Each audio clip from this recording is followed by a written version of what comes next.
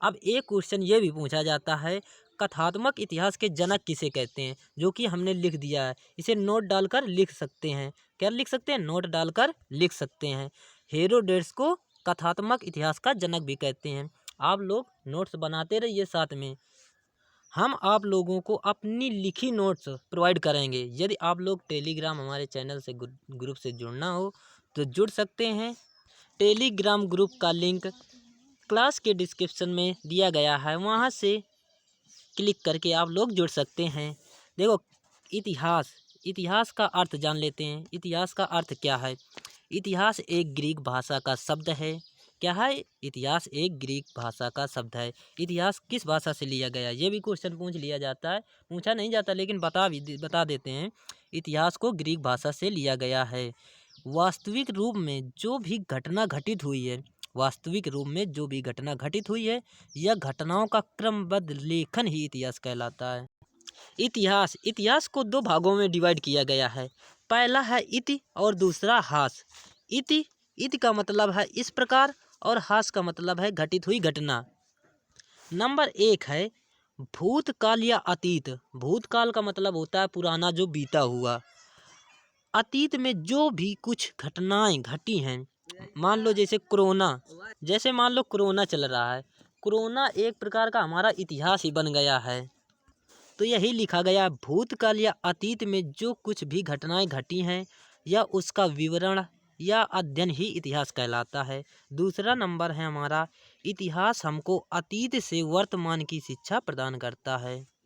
तीसरा नंबर है, इतिहास हमारे संपूर्ण भूतकाल का वैज्ञानिक अध्ययन है तथा लेखा जोखा भी है।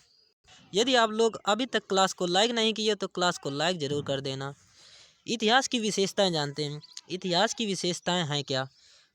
एक नंबर है, इतिहास की घटनाएं लगातार होती रहती हैं। उदाहरण मान लो कोरोना, तो कोरोना जैसे मान लो अभी क्या चल रहा है, पहले आया था वाइट फंगस आया था, अब क्या चल रहा है, दूसरा कोरोना आया, ओमिक्रॉन आया। तो ये इतिहास का घटनाक्रम चलता ही रहता है। तो यही लिखा है पहले नंबर में कि इतिहास की घटना लगातार होती रहती हैं। दूसरे नंबर में है, इन घटनाओं का वर्णन इस प्रकार करते हैं जिससे संपूर्ण घटनाक्रम का चित्र स्पष्ट हो जाए। तीसरा नंबर है, इतिहास निष्पक्ष, गत्यात्मक तथा परिवर्तनशील, जो विकास, निर्माण तथा प्रगति का सूचक माना जाता है। इतिहास से देखो क्या क्या हो गया।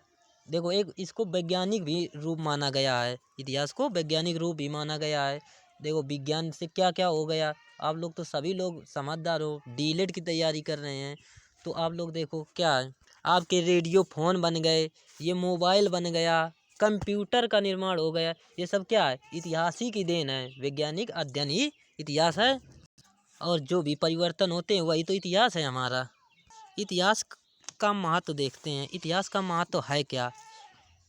कला, एक प्रकार की इतिहास ये कला है। कला क्या? इतिहास ही है। ऐतिहासिक तथ्यों व घटनाओं का सरल तथा रोचक तरीके से बताना ही हमारी कला या इतिहास कहलाती। कला एक प्रकार की हमारी इतिहास है। दूसरा नंबर में है विज्ञान। विज्ञान तो पीछे ही बता चुके हैं, विज्ञान ही हमारा इतिहास है। ऐतिहासिक चीज़ों का क्रमबद्ध तरीके से परीक्षण या अवलोकन एवं निष्कर्षों का महत्व को समझाना ही विज्ञान या क्या कहलाता है? इतिहास कहलाता है। तीसरा नंबर, इतिहास जब सत्य की खोज करता है तब विज्ञान उन तथ्यों का प्रमाणित करता है। जब कोई मान लो कोई प्रकार किसी मान लो कोई चीज़ का आविष्कार किया, कोई वैज्ञानिक है, कोई चीज़ मान लो रेडियो का आविष्कार किया, तो पहले उसको खोजेगा, फिर उसका क्या करेगा, उस तत्व को, मान लो जैसे मोटरसाइकिल की खोज की, तो मोटरसाइकिल को क्या करेगा, उसको प्रमाणित करेगा, पहले खोजेगा, बनाएगा, फिर उसको लाएगा जीवन में परिवर्तन कैसी क्या है। तो ये क्या है? इतिहास ही तो है। इतिहास की महत्वपूर्ण परिभाषाएं देख लेते हैं। रेसन के अनुसार, रेसन ने क्या बताया? रेसन आपका एक वैज्ञानिक है, उसने इतिहास की परिभाषा दी। इतिहास घटनाओं या विचारों का सुसंबद्ध विवरण ही इतिहास कहलाता है। रेसन ने बताया कि इतिहास घटनाओं या विचारों का सुसंबद्ध विवरण ही इतिहास कहलाता है। ये 2018 में आपकी परिभाषा पूछी गई थी डीएलएड के फर्स्ट सेमेस्टर में। यदि पेपर हो तो आप लोग देख भी सकते हैं। बहुविकल्पी में पूछा गया था कि रेसन के अनुसार, ये नहीं पूछा गया था, पूछा गया था कि घटनाओं या विचारों का सुसंबद्ध विवरण क्या है। तो उसमें ऑप्शन से कई वैज्ञानिक के नाम लिखे थे, तो उसमें रेफसन का नाम भी लिखा होगा। यदि पेपर मिले तो देख भी सकते हैं। तो आप लोगों को याद रखना है, इतिहास घटनाओं या विचारों का सुसंबद्ध विवरण ही विज्ञान कहलाता है, रेसन ने बताया था। अब प्रोफेसर घाटे के अनुसार देख लेते हैं, प्रोफेसर घाटे ने क्या बताया था। तो उसने बताया था, इतिहास हमारे संपूर्ण भूतकाल का वैज्ञानिक अध्ययन तथा लेखा जोखा है। इतिहास हमारे संपूर्ण भूतकाल, भूतकाल को तो पहले पिछले ही बता दिया गया था कि पुराना होता है जो भी, वैज्ञानिक अध्ययन तथा लेखा जोखा उसने बताया था। किसने बताया था? प्रोफेसर घाटे के अनुसार ने बताया था। प्रोफेसर घाटे नामक वैज्ञानिक ने बताया था। इस प्रकार पढ़ेंगे। तीसरे वैज्ञानिक है हेनरी जॉनसन के अनुसार। हेनरी जॉनसन ने इतिहास की परिभाषा क्या दी? तो हेनरी जॉनसन ने बताया, भूतकालीन घटनाओं का उल्लेख ही इतिहास कहलाता है। भूतकालीन घटनाओं का उल्लेख ही इतिहास कहलाता है। हेनरी जॉनसन नामक वैज्ञानिक ने बताया कि भूतकालीन की घटनाएं का उल्लेख करना ही इतिहास कहलाता है। इतिहास का क्षेत्र, इतिहास का क्षेत्र क्या है? इतिहास का क्षेत्र प्रागैतिहासिक प्राचीन इतिहास या प्रागैतिहासिक इतिहास इसे कहते हैं, या एक नंबर में है प्राचीन इतिहास। प्राचीन इतिहास का मतलब पुराना। इस समय का मानव पढ़ना लिखना नहीं जानता था। पुराने जो मनुष्य थे वो पढ़ना लिखना नहीं जानते थे, और ना ही कोई लिखित जानकारी सामग्री मिली। इससे यह प्रारंभिक इतिहास कहते हैं।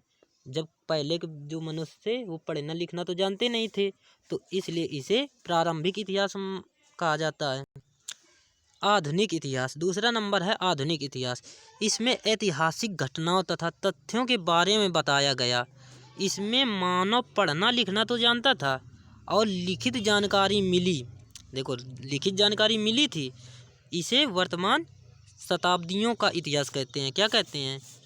देखो, आधुनिक इतिहास किसे कहते हैं? इसमें ऐतिहासिक घटनाओं तथा तथ्यों के बारे में बताया गया। इसमें मानव पढ़ना लिखना जानता है और लिखित जानकारी मिली। इसे वर्तमान शताब्दियों का इतिहास कहते हैं। देखो, वर्तमान का मतलब जो चल रहा है। जो अब के वैज्ञानिक तो बहुत आगे निकल चुके हैं।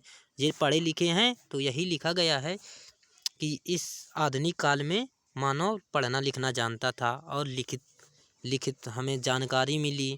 तो इसे किस नाम से जाना जाता है? वर्तमान शताब्दियों का इतिहास माना जाता है। नंबर तीसरा है आदि इतिहास या मध्य इतिहास।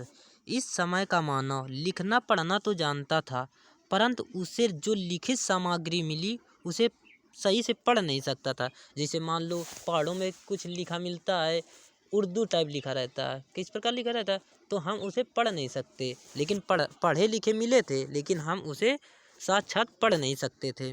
तो इस प्रकार के इतिहास को क्या कहते हैं? मध्यकालीन इतिहास कहते हैं, जो बीच में इतिहास चला। सामाजिक इतिहास क्या है? 20वीं शताब्दी के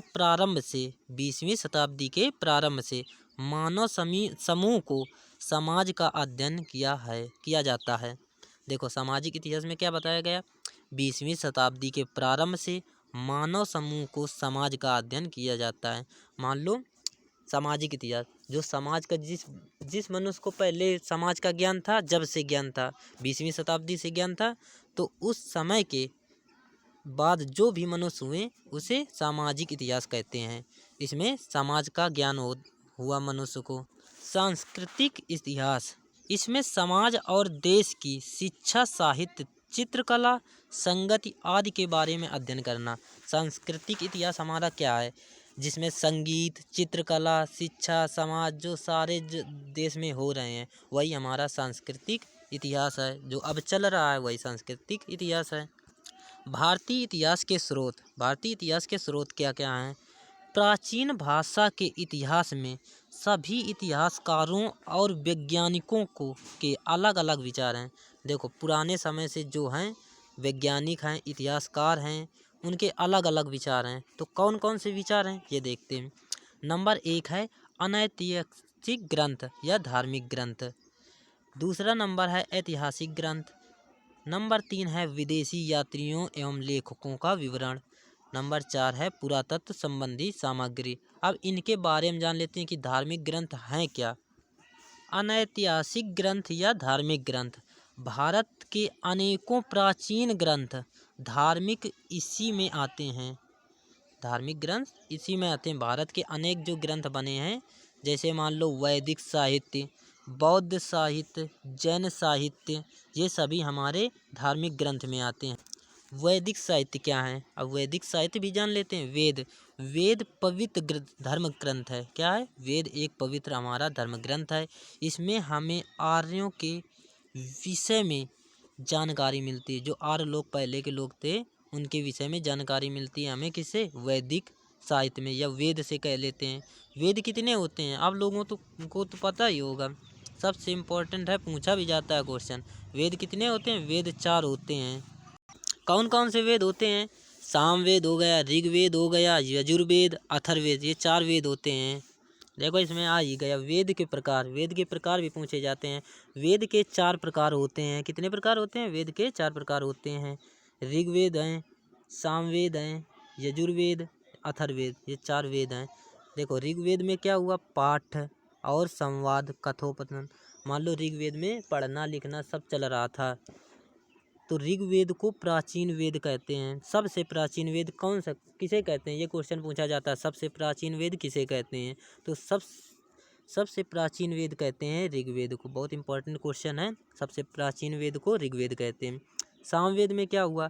स्वर हुआ, संगीत हुआ और गायन के क्षेत्र में सामवेद आया। यजुर्वेद अभिनव, यजुर, यज का मतलब क्या होता है? यज्ञ, अभिनव, अभिनय। अथर्ववेद रस, औषधि, कृषि, जादू टोना, वैज्ञानिक तत्व, ये सभी अथर्ववेद में शुरू प्रचलित हुए। नेटवर्क प्रॉब्लम की वजह से आज क्लास यहीं पर समाप्त करते हैं, क्योंकि नेटवर्क प्रॉब्लम कर रहे हैं। इसी के आगे कल क्लास शुरू होगी। आप सभी लोग क्लास को सब्सक्राइब कर, चैनल को सब्सक्राइब कर लीजिए और क्लास को सभी दोस्तों के साथ शेयर कर दीजिए।